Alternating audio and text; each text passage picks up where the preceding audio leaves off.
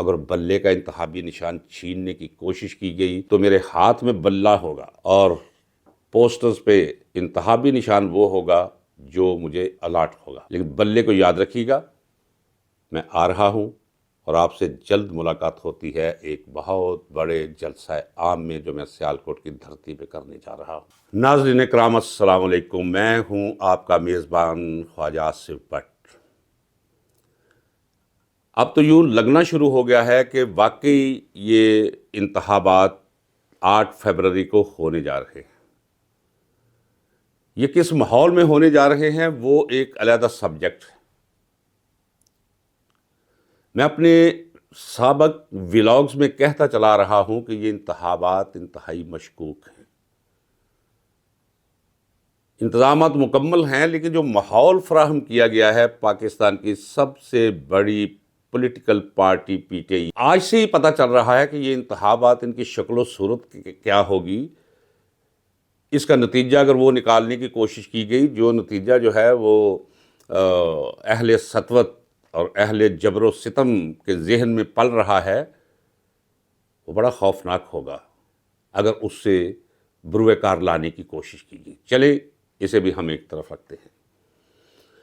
جو کچھ کاغذات نامزدگی جمع کرواتے ہوئے پی ٹی آئی کے لوگوں کے ساتھ برتاؤ ہوا وہ بھی ہماری سیاسی تاریخ کا ایک حصہ رہے گا. ہماری جگ ہنسائی ہوئی، پوری دنیا نے سب کچھ دیکھا. چلے مان لیتے ہیں کہ انتخابات ہونے جا رہے ہیں. چلے یہ بھی انتظار کرتے ہیں کہ اگر وہ نتیجہ برآمد کرنے کی کوشش کی گئی، جو نتیجہ اہل حکم کے ذہنوں میں پل رہا ہے، تو اس کا رد عمل کیا ہوگا. وہ جو بھی ہوگا ہم دیکھ لیں گے، قوم بھی دیکھ لے گی.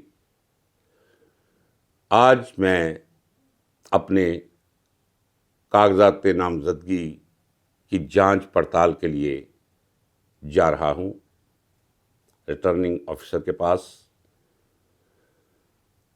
بہت سے لوگوں نے اس حلقے سے اپنے کاغذات نامزدگی جمع کروائے ہیں.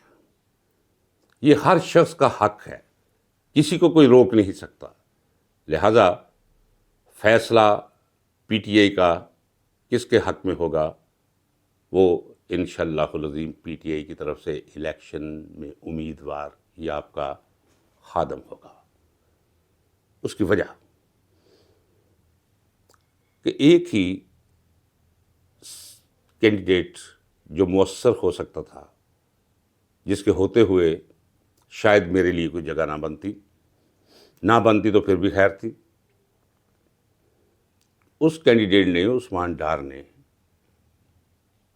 چند دن حراست میں رہنے کے بعد ایک ایسا پیغام دیا، ایک ایسا انٹرویو دیا کہ اگر عمران خان پر ملٹری کورٹ میں مقدمہ چلتا تو اس کا بیان عمران خان کو پھانسی دلوانے کے لیے کافی تھا. یہ میں بطور وکیل کہہ رہا ہوں.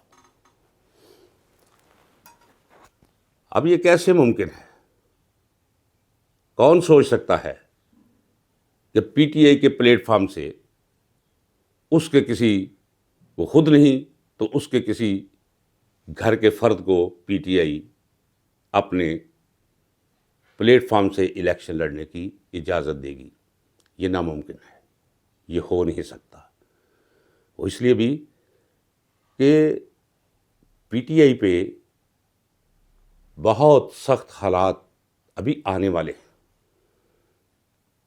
اگر کوئی، اول تو کوشش کی جائے گی کہ پی ٹی آئی کے امیدواروں کو زور زبردستی سے ہرایا جائے.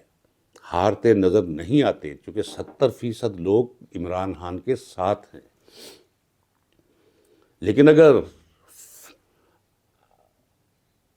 نتیجہ اناؤنس ڈپٹی کمشنر نے کرنا ہے یا کسی ریٹرننگ آفیسر نے کرنا ہے، اور یہ جمع تفریق بھی ریٹرننگ آفیسرز اور ان کے بندوں نے کرنی ہے، تو پھر نتیجے کا اندازہ ابھی سے کیا جا سکتا ہے.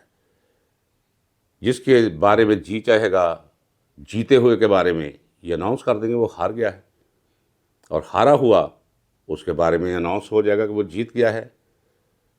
چلیے یہ بھی ہو گیا. چونکہ اندر کا فیصلہ یہ ہے لوگوں کا فیصلہ، لیکن اللہ کے فیصلے آسمانوں پر ہوتے ہیں۔ فیصلہ یہ ہے کہ 60 سیٹیں قومی اسمبلی کی پی ٹی آئی کو دے دی جائیں تاکہ زیادہ شور نہ مچے، اور ان کا خیال ہے کہ یہ 60 سیٹیں جو دی جائیں گی، اس سے زیادہ ظلم اور جبر اور سختی کی جائے گی، انہیں ہانک کر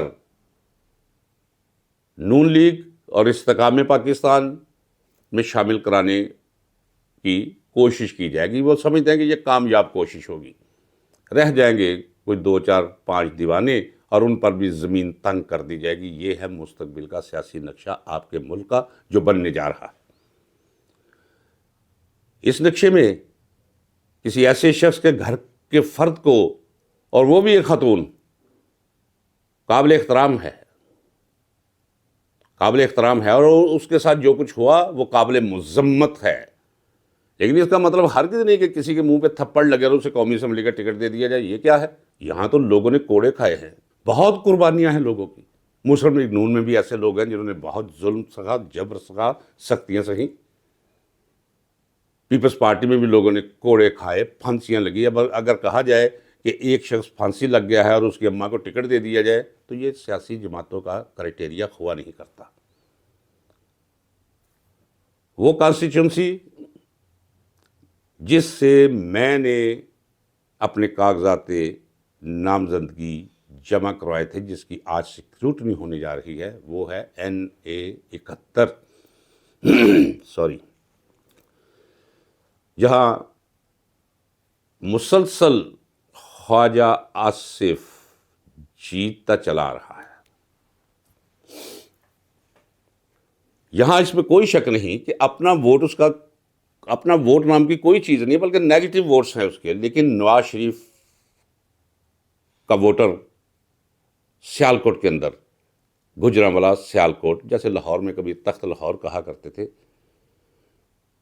بہت مضبوط اور بڑا وسیع ووٹرز کا حلقہ مسلم لیگ نون کا تھا، جس کی وجہ سے خواجہ آصف جیتتا چلا آیا ہے۔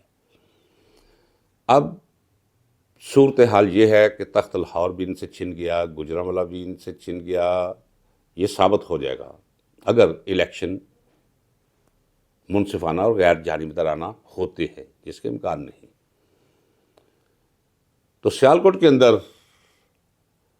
وہ زور زبردستی سے الیکشن جیت جاتا ہے، اور یا پھر رات کو فون کر کے اپنا نتیجہ بدلوا لیتا ہے۔